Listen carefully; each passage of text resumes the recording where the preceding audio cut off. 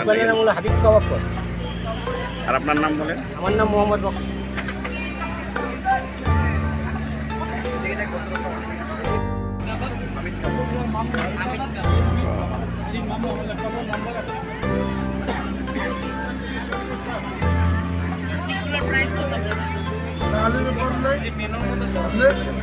একটা 80 টাকা পার শিট, 80 টাকা, 200 টাকা, 200 টাকা।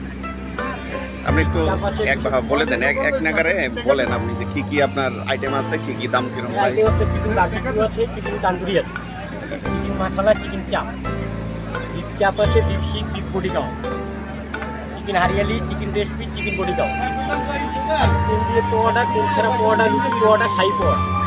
প্রাইসগুলো বলেন একটু।